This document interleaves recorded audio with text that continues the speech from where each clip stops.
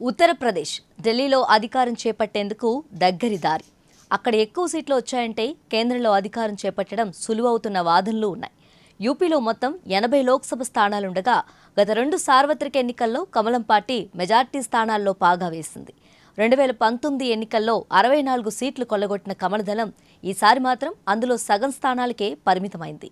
బీజేపీకి కంచుకోటగా భావించే యూపీలో కమలం పార్టీ ప్రభావం తగ్గడానికి కారణమేంటి?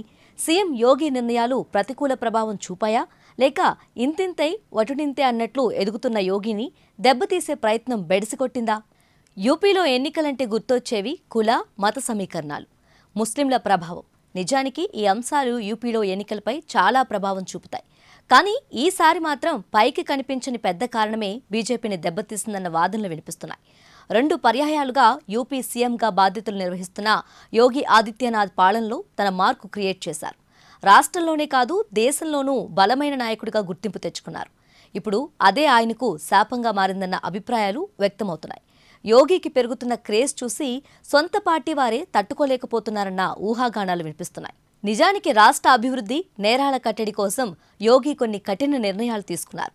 అవి బాగానే వర్కౌట్ అయ్యి సత్ఫలితాలు వచ్చాయి. ఇంతేకాదు ఇదే పార్టీలో కొందరిని అవి ఆందోళనకు గురిచేశాయట.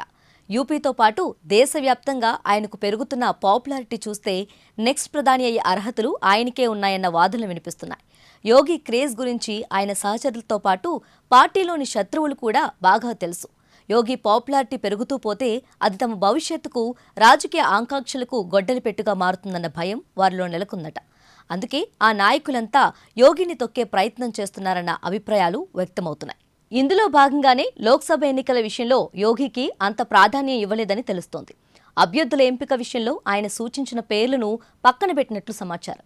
సీఎం యోగి ప్రతిపాదించిన వారిలో దాదాపు 35 మంది అభ్యర్థులను కాదని వేరే వారికి అవకాశం ఇచ్చినట్లు సమాచారం.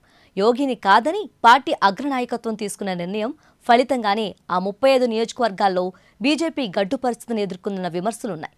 నిజానికి పార్టీలో నెలకొన్న అంతర్గత విభేదాలు క్యాడర్పై ప్రతికూల ప్రభావం చూపాయి.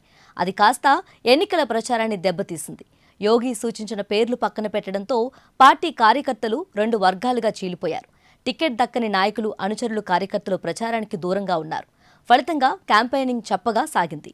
చివరకు ఫలితాలపై ప్రతికూల ప్రభావం చూపింది. మొత్తం మీద యోగి ఆదిత్యనాథ్ను తొక్కేసేందుకు చేస్తున్న ప్రయత్నం కాస్త లోక్సభ ఎన్నికల్లో బీజేపీ మెజార్టీపై ప్రతికూల ప్రభావం చూపిందని పొలిటికల్ అనలిస్టులు అంటున్నారు. పార్టీలో నెలకొన్న వర్గపోరు ప్రభుత్వంతో పాటు ఎన్నికల లక్ష్యాలను దెబ్బతీసిందన్న విమర్శలు వెల్లువెత్తుతున్నాయి. ఇలాంటి పరిస్థితుల్లో యూపీలో పార్టీకి పూర్వ వైభవం తెచ్చేందుకు ముందుగా అంతర్గతంగా నెలకొన్న విభేదాలపై దృష్టి సారించాలన్న అభిప్రాయాలు వ్యక్తమవుతున్నాయి. యోగి ఆదిత్యనాథ్ వంటి నాయకులు పనితీరును గుర్తించి మరింతగా ప్రోత్సహిస్తేనే పార్టీ మళ్లీ క్షేత్రస్థాయి నుంచి బలోపేతమవుతుందన్న వాదనలు వినిపిస్తున్నాయి.